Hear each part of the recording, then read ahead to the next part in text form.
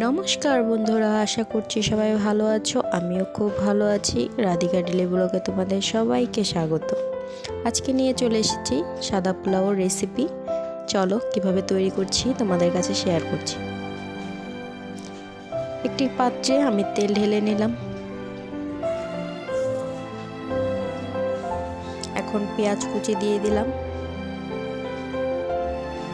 পেঁয়াজটাকে আমি লাল করে ভেজে নেব। দেখো, লাল করে ভেজে নেওয়া হয়ে গেছে। কিছুটা পেঁয়াজ এখান থেকে আমি তুলে রাখবো বেরেস্তার জন্য।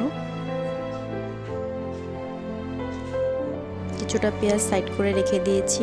এখানে আমি গোটা তেজপাতা, গোটা গরম মশলা আর কিছু শাহি জিরা দিয়ে দিলাম। দিয়ে নেড়ে চেড়ে একটু ভেজে নেব।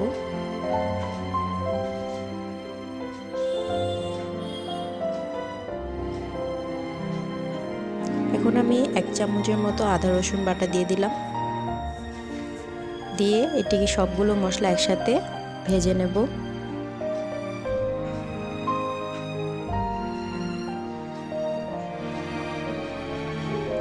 সুন্দর করে চালটাকে ধুয়ে ঝরিয়ে রেখেছিলাম। এখন চালগুলো দিয়ে দিচ্ছি।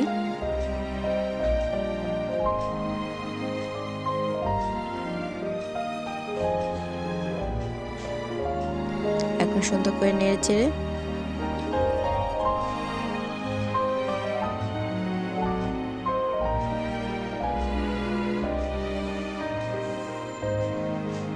এখন দিয়ে দিচ্ছি 1.5 চামচের মতো লবণ।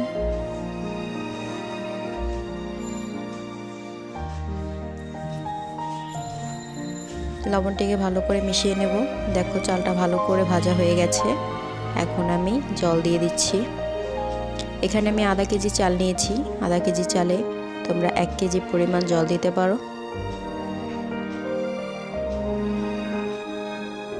নতুন চালের ক্ষেত্রে তোমরা জলের পরিমাণটা একটু কমিয়ে দিবে। এখানে আমি কাঁচামরিচ দিয়ে দিলাম। এখন মটরশুঁটি আর গাজর গ্রেট করা দিয়ে দিয়েছি। দিয়ে ভালো করে নেড়ে চেড়ে মিশিয়ে নেব।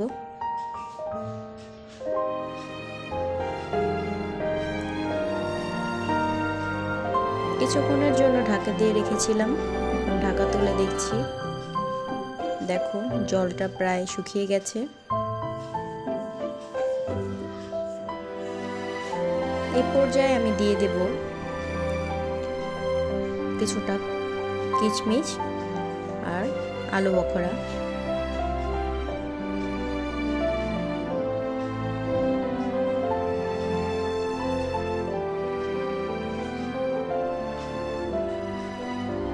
কাপ পরিমাণ দুধ দিয়ে দিচ্ছি।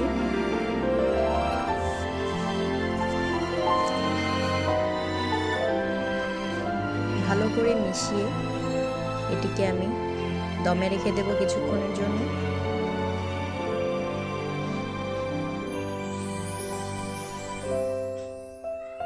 দেখো, এখন ঢাকনাটা খুলে দেখছি। আমাদের পোলাও প্রায় রেডি হয়ে গেছে। কতটা ঝরঝরা হয়েছে দেখতেই বোঝা যাচ্ছে।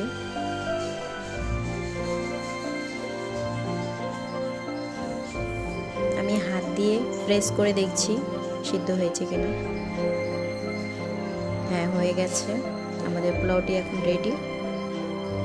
তোমাদেরকে হাতে নিয়ে দেখাচ্ছি। দেখো কতটা ঝরঝরা হয়েছে, একটার সাথে একটা লেগে নেই। কম সময়ে সহজ উপকরণ দিয়ে সুন্দর একটি পোলাও রেসিপি তোমাদের সাথে শেয়ার করলাম। কেমন হলো অবশ্যই কমেন্টে জানাবে।